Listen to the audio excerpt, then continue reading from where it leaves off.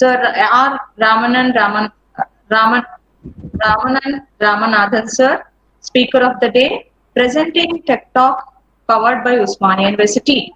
Welcome to you, sir, and welcome all the dignitaries. And sir was former and first mission director Atal Innovation Mission, Niti Aayog, Government of India. So in between June 2017 to director of AIM, Sir has been instrumental in the launch and execution of several nationwide innovation. The 8,700 plus currently operational in 650 districts and 4 million plus students are having access to innovative technologies like 3D printers, robotics, IoT, electronics, do-it-yourself kits. 75 plus Atal incubation centers selected with 68 plus operational in universities, industry with 2050 startups, 640 plus women-led startups. 20 Atal community innovative centers being established in Tier 2, Tier 3 cities, rural India. 56 Atal New India Arise, that is applied research and innovation for small enterprises. Challenge winners selected creating Make in India proud product. One of the largest mentors of change networks with over 5,000 plus mentors nationwide to mentor school students and startups. 40 plus corporate, NGO, public sector and international innovation partnership of AIM.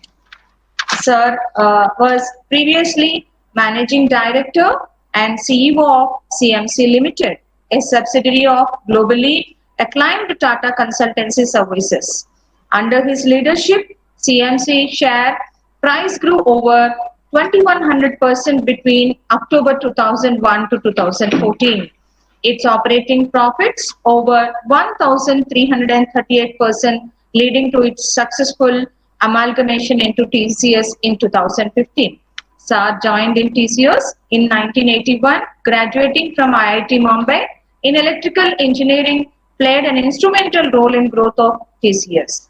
He is a Harvard Business School alumni, accredited in sustainability leadership by Cambridge University, and has an honor doctorate awarded by Gujarat Law Society. Sir was awarded the 2019 National Digitalist of the Year by SAP Mint, the 2020 Outstanding National Public Service Award by Confederation of MSME from CMO Asia, Singapore, Rajiv Gandhi, Shiromani and Indira Gandhi Sadbhavana Awards. Sir is lifetime chair of HBS, AMP 187, board member of Israel-India Innovation Forum. Samsiksha, Unnati GOI Initiatives, Chair of New Zealand Trade Enterprises Beachheads, Board Member of Indo-US Technology Trade Forum, Indo-US AI Committee, and former member of Tata Group Innovation Forum. At present, Sir is advisory and governance committee member, Science and Innovation at Bharat Office of PSA India. Part-time in Office of the Principal Scientific Advisor to the Government of India. Sir, it is our great privilege to have a tech talk in this midst, and also I congratulate. Thank you, Dr. Anantalakshmi, for that very generous introduction. Thank you, Dr. Hafiz, for giving me an opportunity to interact with the students of your wonderful university, known for its many initiatives related to innovation, entrepreneurship, including the incubator that you have set up at your facility. Good afternoon to everybody who have joined the call. I do hope every one of you is hale and hearty in spite of these very difficult and trying COVID-19 circumstances that we all find ourselves in the midst of. And I hope everyone is following the safeguard and the guidelines by the local government, local health institutions, and by your own organization. Indeed, we are living in unprecedented times. A simple virus has paralyzed countries across the world. It has created grievous disruption to supply chains across the world. It has created grievous disruption to lives and livelihoods. It has created national lockdowns under whose effect we are all still reeling. But more importantly, it has also created a fear of uncertainty of what the future holds for us. What about other global pandemics lurking in the horizon? What about issues related to climate change that we have always been talking about, but we have not yet experienced in its full ferocity? What about nationalistic fervors gripping various countries as they are doing now, whether it is in Russia or in Ukraine and so on? And what about more disruptive supply chain issues that we'll be facing in the years ahead? These are all the challenges that we all have. India, of course, has its own set of challenges. Are called aspirational districts because they are at the bottom of the pyramid in terms of basic access to healthcare, education, clean drinking water, sanitation, waste management, affordable housing, or the quality of lives being led in these aspirational districts, or the opportunity for livelihoods. We have more than 8,000 small towns and cities in our country. And we have only 8 tier 1 small towns and cities people and 650,000 villages flocking to the 8 tier 1 cities in search of their livelihoods, in search of improving the quality of their lives. That's clearly an unsustainable proposition. So we have many challenges in India. More than 22% of our country is also still below the poverty line. More than 44% of our country is agri-economy based. And so you would say we are surrounded by challenges. But at the same time, India has many, many advantages that all of you are experiencing. First and foremost, we have a demographic dividend, which is the envy of many a country. 65% of our country is under 35 years old. 50% of our country is under 25 years old. We have 1.4 million schools, more than 10,500 engineering and related institutions, and we have more than 39,000 colleges. We have what they call as a demographic dividend, which is the envy of many a country. This is a youthful energy coursing through our nation, coursing through the entire length and breadth of our country. And that youthful energy has the opportunity to become the transformers of the world of tomorrow. So you all, my dear, who are listening to this particular program and who are participating in the event, you are the future of our country and of the world. You have the opportunity to become the innovators and the job creators of tomorrow. That's why the Honorable Prime Minister, in his every broadcast, exhorts to this youthful energy that is coursing through our nation. And you have the agents, you are the agents who can be the nation, who can create the nation of job creators, not just the job seekers. We have had an excellent educational system coursing through our country, and that has served us well. But our educational system has been a rote learning education system. It has created, of course, the country of today. So we have a $200 billion IT/ITS industry, which is a thriving industry because our parents focused us on getting high quality of education. And we all intuitively turn to job seeking rather than job creation. We need to create a nation of job creators, a nation of innovators, a nation of entrepreneurs, a nation of startup creators. And that, my dear young students, is the opportunity in front of you. The second most important thing that is happening in our country, which is of great advantage from all of your perspective, is that we are living in one of the fastest growing top of the countries. And why is this so? It is so because we are a country of demand. 1.3 billion people need to be addressed. Their needs need to be addressed. We already have 250 million people in the middle class rising economy. But in the next 10 years, we are going to add another 250 to 300 million people to this middle class rising economy. And therefore, that presents a great opportunity for every one of you to be able to exercise your creative capability, your energy, your innovative capability to create the entrepreneurial jobs and the entrepreneurial opportunities that we have to be addressed in our country. We are also a country where, and if we don't address it ourselves, if you, my dear students, don't address it yourself, you're going to have it addressed by the other countries across the world. And why let go of this golden opportunity? We are a country of 1 billion people with 1 million challenges. But 1 million challenges, my dear friends, is 1 million opportunities to be converted into entrepreneurial units, into startups, into job creators of the future. The third most important advantage, that and the way the world is experiencing you. 3D printing is revolutionizing the way you can conceptualize, define, design, manufacture a product, a prototype, and manufacture a product right in front of your eyes, from your small kirana store, from your small little classroom lab, or even from your own humble home. Robotics is driving the next degree of productivity and automation. Robotics is applying itself. As a result of this, you're seeing tremendous new applications where vital data from wherever it be is flowing into very powerful computing equipment. Computers that fit in the size of your pocket, computing which is nano computing or supercomputing or object computing and so on. And these computing devices are now able to process this large amounts of data emanating from IoT and sensor technologies into meaningful decisions. And you're having communication technologies like 5G, satellite technologies, space communication technologies, which are now creating tremendous conduits for transmitting large amounts of data from machine to machine, from factory to factory, from so on and so forth.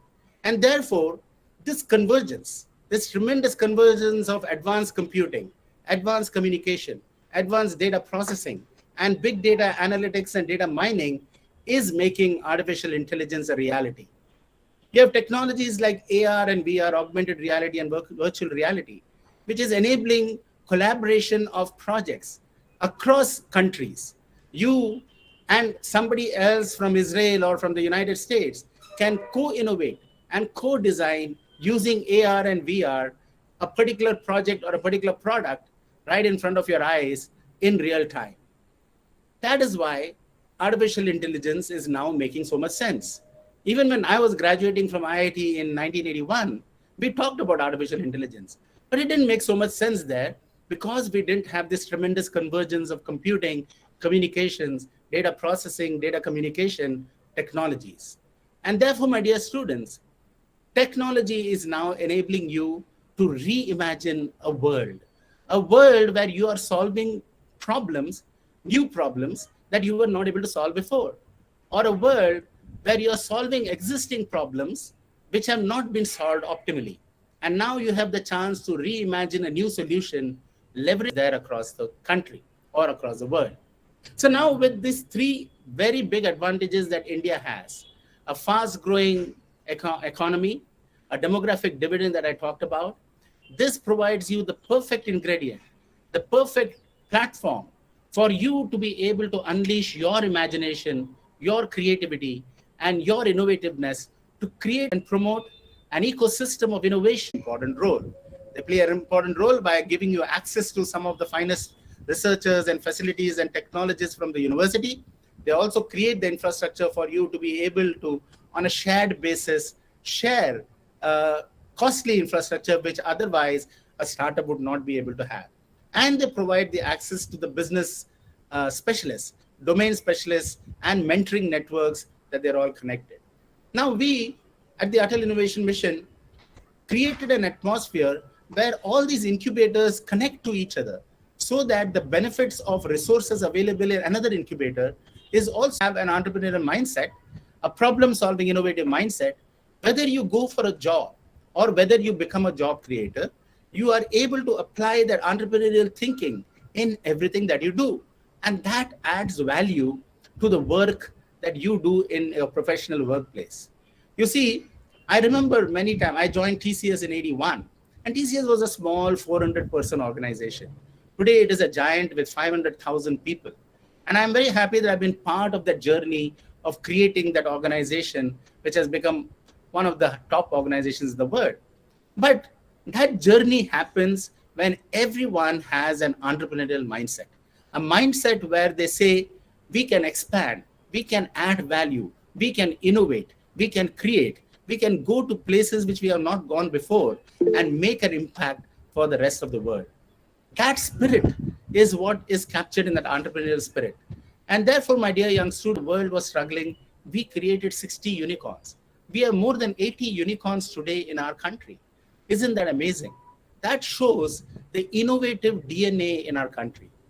Our global innovation index has sprung from a position of 81 to a position of 46 in just 5 years, in the last 5 years.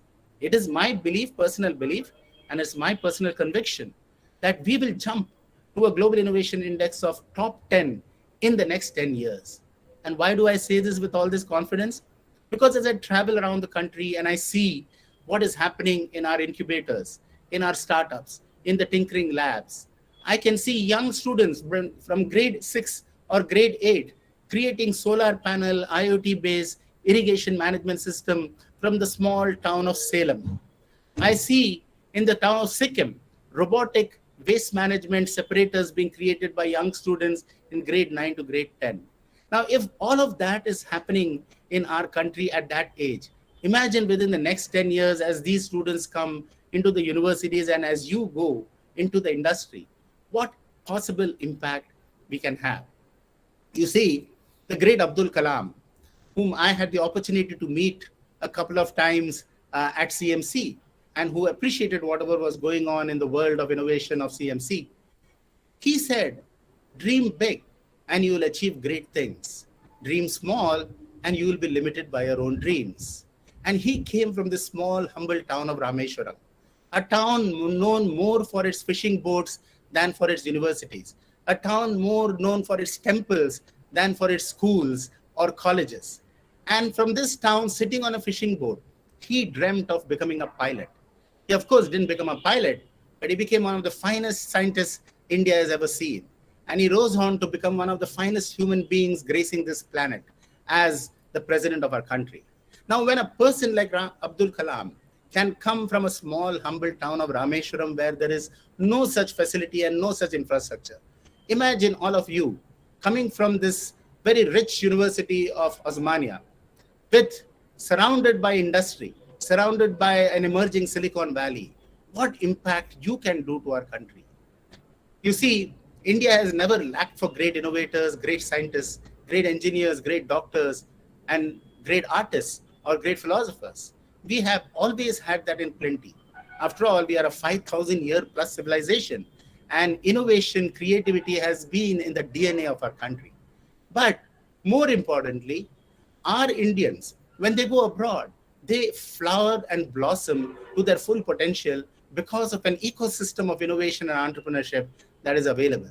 So you have a Satya Nadella heading Microsoft, a Sundar Pichai heading Google, a Shantanu Narayan heading Adobe, an Arvind Krishna heading IBM, and many Indians, and a Parag heading Twitter, and many Indians in leading positions in universities abroad or in hospitals or as doctors and engineers and scientists and so on.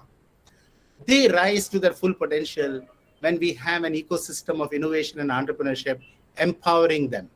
Similarly, in India, we are creating the same innovative ecosystem, a vibrant ecosystem, through the incubators in your prestigious university, through the tinkering labs, through the community innovation centers that is being set up across the country, so that the benefits of innovation reach across to the local masses. What we need in our country is 8,000 hubs of innovation and job creation, not just innovation and job creation. And if we want to create that, 8,000 hubs of innovation and job creation, we need every one of you to pursue entrepreneurship in your thinking, have an entrepreneurial mindset, and have a startup to be created from your creativity and from your own thoughts. That is what will create the Atmanirbhar Bharat of our dreams. The Honorable Prime Minister, in his vision of Atmanirbhar Bharat, where he says, can we create a resilient India? An India that not only serves to solve its own problems, but also solve the problems of the world. He says there are 5 pillars upon which Atmanirbhar Bharat lays or is laid upon. And I would like to share that with you. The first pillar is a pillar of demographic dividend that I talked about. Pillar of demographic dividend needs to be strengthened by empowering our community of youth with the tools, technologies, the latest know-how for becoming the innovators of tomorrow. And that's what initiatives like the NEP 2020 or the initiatives like Untitled Innovation Mission are trying to do. Empower our demographic dividend, empower the youth through the incubators, through the startups, through the ecosystem, so that they can become the innovators of tomorrow. The second pillar is a pillar of infrastructure. The pillar of infrastructure needs us to create smart infrastructure across our country. I said we have 650,000 villages. So we need smart villages, smart districts, smart cities, smart water management system, smart electricity management system, smart renewable energies, smart affordable housing. These are all going to leverage technologies like IoT, precision agriculture, AI, and so on in order to create the smart cities and the villages of tomorrow. And you need to extend the digital infrastructure to the last mile so that the smart infrastructure coupled with the digital infrastructure enables you to create products and services from Jodhpur to Japan, from Salem to San Francisco, or from Sikkim to Seattle. That is the power of smart infrastructure and digital infrastructure. The third pillar is the pillar of demand that I talked about, the pillar of 1.3 billion people wanting products, services in every sphere, whether it be education, healthcare, clean water, drinking water, sanitation, waste management, and so on. The fourth pillar is the pillar of socio-economic progress. We have to be able to bridge the digital divide, the economic divide, the divide between the haves and the have-nots, if we want to make sustainable growth a part of our strategy for our country. We need to address the United Nations 17 Sustainable Development Goals, elimination of poverty, elimination of hunger, justice and empowerment for all, inclusivity, and making sure that the disabled or the differently abled, the Divyangjan of our country, needs are also addressed. And that is when we will have true progress. And finally, the fifth pillar is the pillar of technology, which is used to glue all these pillars together and strengthen them because technology is becoming affordable, accessible, available, and advanced. So, my dear young students who are out there listening today, this is your future, a tech-enabled future, but also a human, empathy-based future. Unless you have empathy for what is all the people who are not experiencing the same benefits that you're experiencing, we will not have uniform progress. And as the great Abdul Kalam said, again, I repeat to you, let us dream big. In the words of the great Swami Vivekananda, he said, if you have faith in a billion gods and goddesses, but do not have faith in yourself, it is of no use. So we also need to have tremendous faith in ourselves individually. Every one of you should believe that you are a born innovator. After all, when you were born, nobody taught you how to talk. Nobody taught you how to walk. You stood up, fell down, you stood up again, fell down again, and every time you stood up, you innovated. Your native intelligence, your native creativity, your innate intelligence allowed you to innovate and stand and walk and run and participate in races. Some of you have participated in national races, and some of you may even be going to the Olympics. That is the power of innovation. Nobody taught you how to talk. You just watched the world around you. You saw lips moving. You saw sounds coming out. You started doing pattern recognition yourself without anybody telling you. Small gurgling sounds came out of your mouth. You tried to correct them. You innovated. You soon started speaking. You soon started singing. And now some of you you're not able to stop them from speaking, like I'm not able to stop speaking to you. So that is the power of innovation. So my dear young students, you have to have tremendous belief in yourself, faith in yourself. Yes, I can, said Barack Obama. And he rose on to become the first Black president of the United States. So if you say, yes, I can, and I will become the innovator of the future, you will indeed become. And again, as the Swami said, arise, awake, and stop not till your goals are reached.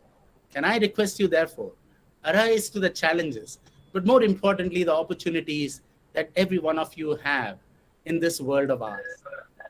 Awaken from within you the latent talent and allow it to express itself through your creativity and through your innovation.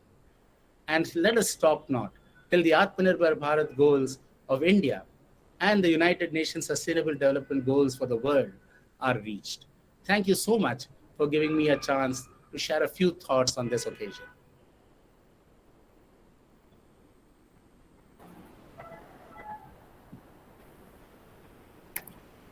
Thank you so much, sir.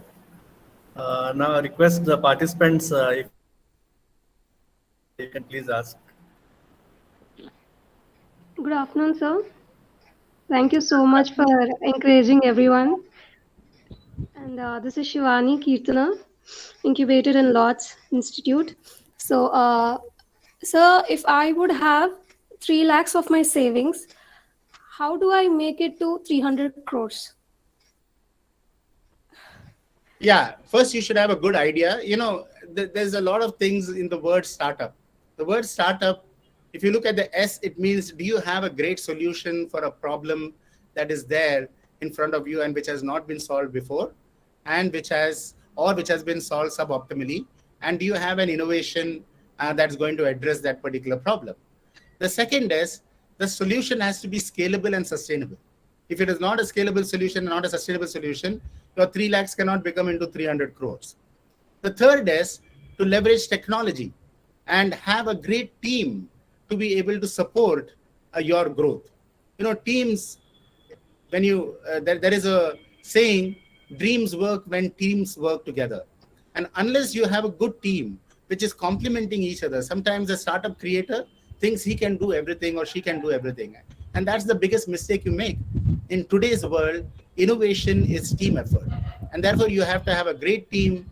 And if you see all the innovations, what ISRO has been doing or what our defense department has been doing, I can see Dr. Chaudhary in the screen, and he's been instrumental in so many innovative, large projects that India has done.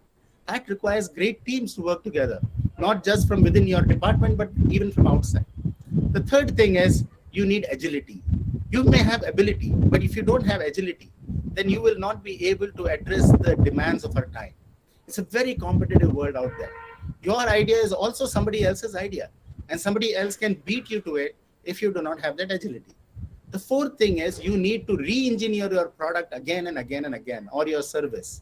You see, look at the iPhone. The iPhone was not created overnight. We are now running into the 13th version of the iPhone. A simple solution which came out in 2008, in 2022 is still being used, but every year there are 2 releases or 3 releases of this particular iPhone, and it is advancing in its capability big time. So re-engineering is an important part of your product portfolio or your service or your offering. The next thing is you should have uniqueness in your solution. If you're not differentiating yourself, not only in your solution, but in your marketing approach, in your business development approach, in your communications approach, in your strategy to implement the product, pilot implementation, and so on, your uniqueness does not stand out, then you will be defeated in the marketplace. And finally, you should have persistence and passion. They are the main ingredients to drive. You're going to come across a lot of challenges in a startup cycle. There'll be ups and downs, but your ability to go up again from the downs is based on your passion, is based on your persistence.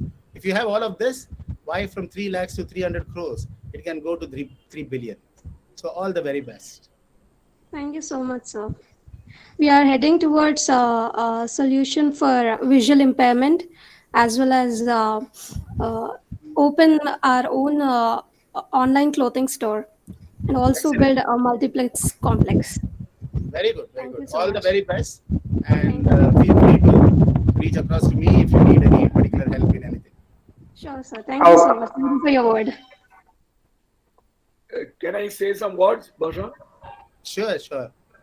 Because he mentioned me, and Please, sir, please. but I'm not prepared like him. So I just tell what he has told. I mean, he has told very, very important points. He has touched 3D printing, robotics, IoT, VR, AI, and 3D. That Mr. Basha is there. We for quite some time. And there is a gap in technology. See, a lot of management things is happening. Ask first of all, how to get the money.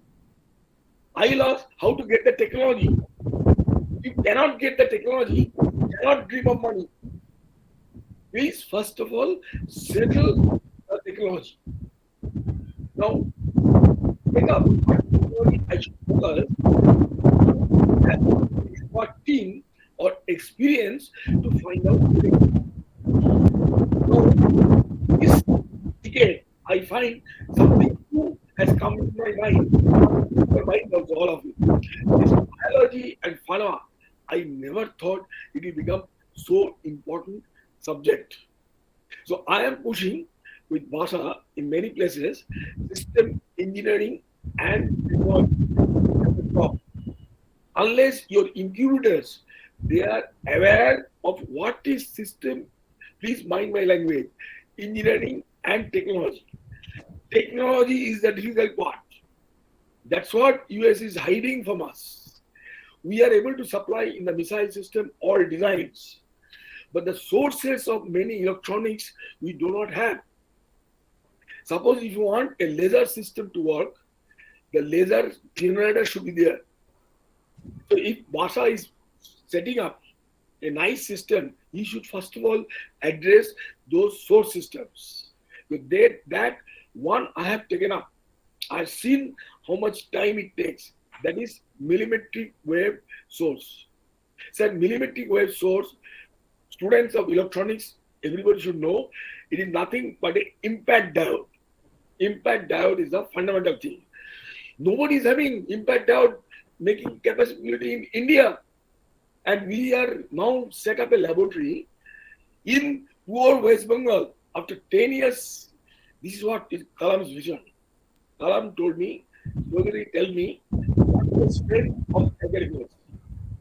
I said Calcutta University's strength is radio physics. And they have some good fellows there, you know them.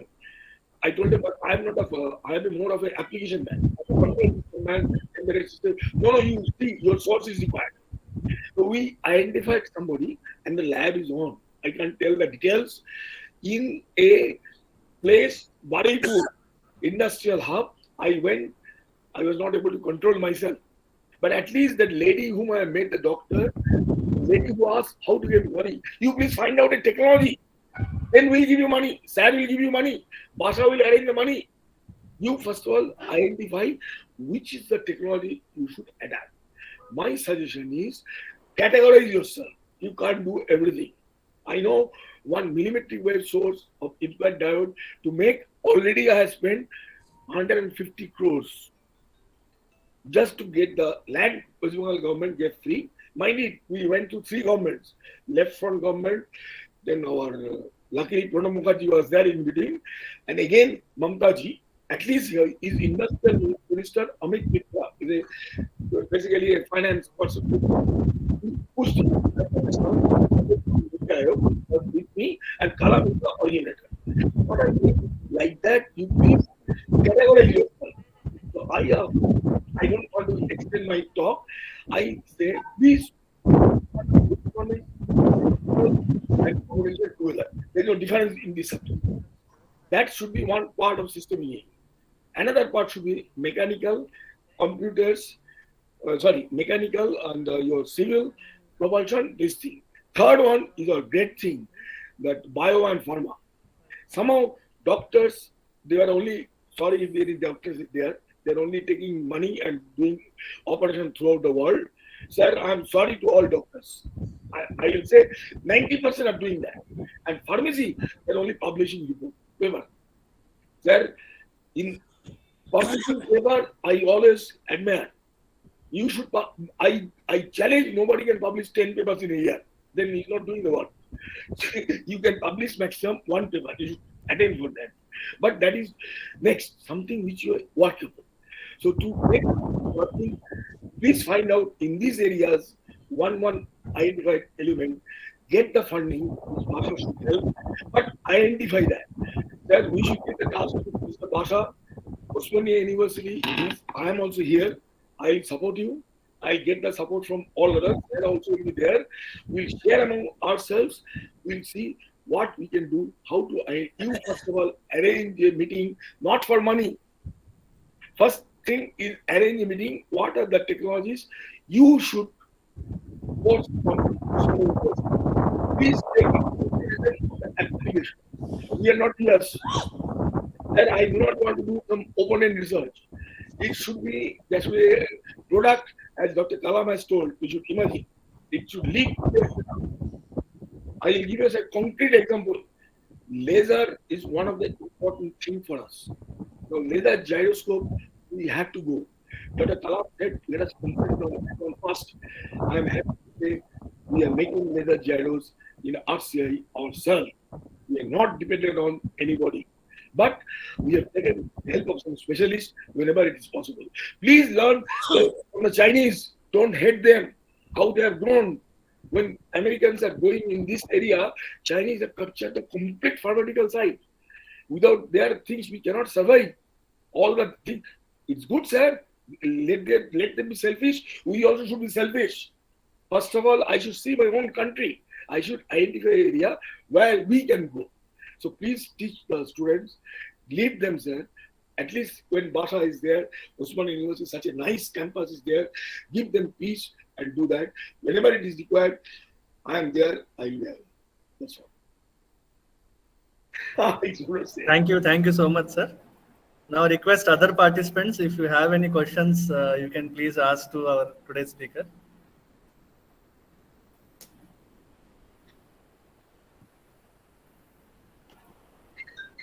Yes, anyone else? You can even send me the questions on email, Basha, and then I'll be more. Sure, sir. Yes, sir. So, sir, one question from my side. Please. Namaste, sir. Raman, sir, I'm very happy to meet you in this forum. I would like to ask you one question that you have done a lot of things being in AAM and working with the school people, school children to make a lot of innovations coming out of our nation from the schoolhood. As I need to agree, we have missed the things in my childhood, in my learnings when I'm in school. Now these guys are very much lucky. And now I am an educator and working in Vision Technology as a Dean for Innovation and Entrepreneurship. And I would like to inculcate these practices in higher education engineering. As Basha sir is one of my guides for giving guidance a lot of things, and I know you well being in the forums, and so there's a lot of people are there. And can give me a small input how we can motivate the engineering guys towards the innovation at most to serve the society with the good new innovations which can help our environment as well society in technical, health and different sectors. And what is the most thing that you get motivated to do all the things for the society? Very good question, Mahbub, and thank you for asking me that. You see, I do believe that every university should have the equivalent of an advanced Atal Tinkering Lab and an innovation lab, because you have multiple disciplines of engineering, whether it is chemical or physics or biological and so on and so forth. And innovation today is at the junction of many of these disciplines working together. You cannot talk about innovation today. In fact, innovation happens when two different branches come together, and at that intersection is an innovation which is applying the principles, the learnings, the experiences from both these disciplines. And today it is a very integrated world. I mean, look at any innovation. You will need sensor technologies, you will need AI, you will need software, you will need hardware, you will need to have domain experience. If you're doing some innovation for the space industry or for the defense industry or for the aeronautical industry or for the civil engineering industry, everything is now you need domain knowledge as well as you need engineering knowledge, and you need software, hardware knowledge. So an innovation lab being present and creating an innovation project during the 4 years that the student is, at the university in the engineering discipline should become a mandatory aspect of education. The second thing that I really urge you is that you should adopt 5 or 6 or 10 villages in and around your location. And you should have your students go to those villages and actually study the problems and come back with a project which they define as going to be an innovation project to solve the problems of their village. Now, you will see the problems are very, very straightforward problems. access to water is a problem, access to electricity is a problem, access to irrigation management is a problem, precision agriculture is a problem, affordable housing is a problem, healthcare is a problem. So students can take on an innovation project, and during the 4 years, they can actually spend time during their vacation visiting that. I know many schools, for example, Great Lakes University in Chennai, they have adopted villages, and students form groups, about 6 or 7 students in a group. They identify a particular project. They want to implement a solar or a biogas facility in that village and so on. This will not only sharpen their innovation capability, it will bring a practical application of whatever they're studying in the universities to create a solution. It will create the innovators of tomorrow, and it will create the entrepreneurial thinking for them. So I think please incorporate this. And then you have an incubator, of course, where if the project matures to a prototype, potentially they can become a startup in that incubator. Thank you so much, sir. Thank you. Any other questions from participants? See, I believe, I don't know whether you have in your organization or not. See, every university today has a chief placement officer. What is the function? Just to make sure that all job seekers, all the university students get placed in some college, right, or some company. I really believe we should have a chief R&D innovation officer whose only job is to promote innovation collaboration between private sector and your university.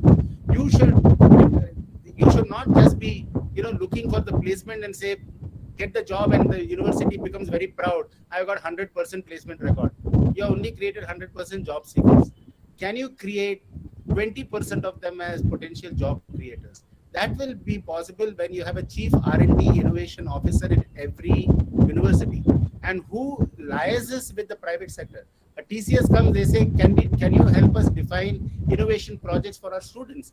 And if you are happy with the innovation, then you can support it more, or you can take the student and they become part of your R&D team and innovation team. We have to have that culture, which is still not there. Sir, can I add to some one line? Yes. Sir, he is asking some question, very important, and Bhasha is keeping quiet, which I'm surprised.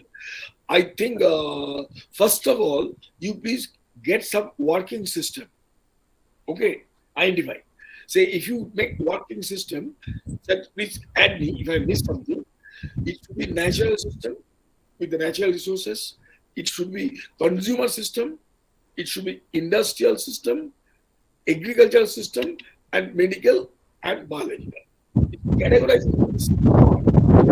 You see, all others will help you. I mean, other departments of this thing. Why not you categorize and identify one area in that top 6? If I miss, sir, please tell that. And Masha is very aware. One of our students got the award at the maximum. Telangana, shock. And that gentleman has for help and get it implemented. At least Basha some 200 numbers he has put in the village. I went in a motorcycle with him. My wife, she shouted at me, you don't have the age to go in motorcycle. You please go in car. Anyway, that gentleman has sold it, sir, 4,000 rupees each one. But now he also got corona by doing all these things. So how to overcome that kind of things, and how to make 200 into 20,000, that he cannot do. That he needs some industry. So there only our help comes into picture. Osmani University, this incubation center, how to multiply it. They can make 100, 150 maximum.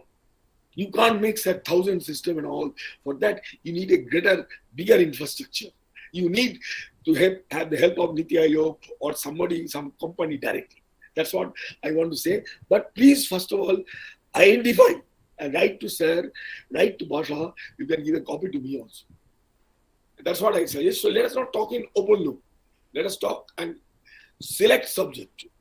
And AI and ML will be everywhere. AI and ML will be everywhere.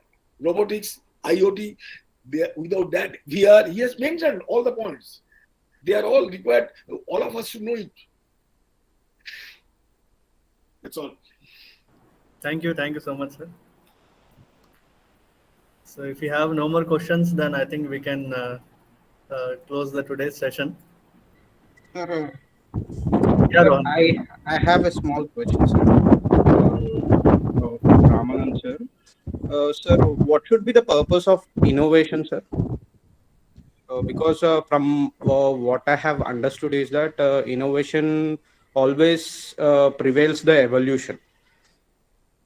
So, in that sense, what should be the purpose of innovation? When we say innovation or when we say an incubation, is it for economic development or all-round development of the humanity, or it should be only towards specific economic growth only? So I did share with you during the talk, and I don't know whether you were there for the full talk, but I have joined late, sir. I'm sorry. yeah. So I did mention that the purpose of innovation is to ensure socio-economic progress. So you have social innovation, you have commercially driven innovation. Both of them are required. If a country's economy has to be improved, we need commercially driven innovation. But if a country has to develop, in a holistic manner across the country, we cannot have this divide, digital divide, economic divide, the divide between the haves and the have-nots. We need to address the issues such as below the 22% poverty line, 44% agri-economy based country. We need to address all those issues. So you need to, purpose of innovation. What is the purpose of innovation? To improve life and to ensure progress for humanity. And how do you ensure progress for humanity? It is through a combination of socio-economic progress that you can, enforce the progress of humanity. And every innovation is an improvement upon what you have, leveraging the knowledge that you have gained over the years, leveraging the research that has been happening, leveraging the technologies that have been developed, and leveraging the experiences of people in multiple areas. As the great Newton said, I stand on the shoulders of giants. So every innovator stands on the shoulders of giants before him. And that's the evolution part. Innovation doesn't happen just like that. Technology needs to have moved to a certain point. The needle should have moved to a certain point for you to be able to build further on that. But for that, you need to gain knowledge of where the needle is. If you don't have the knowledge, if you don't have the tools, if you don't not familiar with the technologies or the methodologies, you cannot innovate. You cannot just sit down and say, I'm going to innovate and become an innovator. So all of these are very important when you are looking at innovation. And innovation should create sustainable solutions. No longer we talk the word solution, because see, for example, the car. Now what we have a problem, climate change problem. We have engines, we have industry which have grown, but we have allowed emissions and pollution to create this climate change problem. So now going forward, you cannot, if you just look economic growth, which is what all the countries were focusing on, we have resulted in a planet which can get wiped out in a few years if we don't address this. So that is what sustainability means. So every innovation should have that sustainability aspect of climate change and all of that at the back end when you're coming up with a solution. Thank you, sir. So, good afternoon, sir. This is Tajdar Ali. I study law technology business incubator. We are an academic incubator, sir. So I have one question regarding the innovation and just like being an academic institution here. So we see a number of innovations happening at the BTech level and MTech level. But students, once they graduate, that innovation is not been taken forward, like for technology transfer or for technology commercialization. So this is a challenge that we are facing here. So what's your take on this? Like how we can address this problem? And I guess most of the institutions they are also facing the same like problem with this. So inculcating this mindset in the students, to take this innovation forward and to inculcate the entrepreneurial to take this challenge ahead. So what's your take on this, sir? Yeah. So very important observation. You see, that's why these incubators are being set up. The purpose of the incubator is to be able to commercialize great ideas and great innovations into a product that is applied in the market and which can service the market needs, right? And that market need can be a social need or a economic need, or it's a combination of both. So an incubator plays a very important role in enabling the commercialization. Otherwise, what happens in a university without an incubator, it becomes just a project, an R&D project for your BTech thesis or your MTech thesis. And then you do something nice, but it still remains as somewhere in the repository for some other student to pick up and properly improvise, but doesn't see the light of the day. In fact, when I was in NITI Aayog and I was looking at CSIR, for example, Council of Scientific Industry Research, they have more than 35, 36 labs across the country. There is outstanding research being done, outstanding innovation being done, but there is no follow-up commercialization of those which has happened, right? And that is an important thrust. So now the CSIR is also setting up incubators within their thing, whose purpose, that's why it is called Technology Business Incubator. How do you convert it into a viable business proposition? That is important. Now, I'm very happy that AICTE has set up innovation cells in all the universities, or more than, I think, 1,000 universities have innovation cells, and I'm sure yours has. You have to make innovation and entrepreneurship a curriculum, which is available now as an integral curriculum of in the 4th or 5th year of your class, and have them exposed to innovation projects. How do you take from idea to market? That is important, because a great idea doesn't sell by itself. It has to be packaged properly, it has to be communicated properly, it has to have scalability, it has to have reliability, it has to have customer validation, it should have industrial validation. That's where the industry partnerships will help you in the commercialization aspect. And whenever you're taking projects, as Dr. Chaudhary had referred, identify projects in conjunction with the industry. Don't just do it yourself, or with the ISRO, or with space, or with the defense labs. Take something which is real out there, which is needed, which is a gap. And then when your innovation is focused on that, the chances that they will become an applicable market product becomes higher. Sir, to add on to this, sir, why, for innovation, sir, for R&D and innovation, why, we cannot, I can say this, why we don't have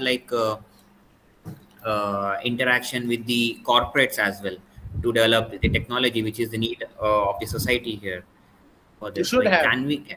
That's what I was saying. That every university has a chief placement officer, so they are coordinating with the industry for placement, job placement. Have one function in the university for R&D innovation, and one officer who is at the same rank or even higher rank than the chief placement officer for stimulating industry university collaboration on innovation and R&D. Yeah. Thank you, sir. Thank you, sir.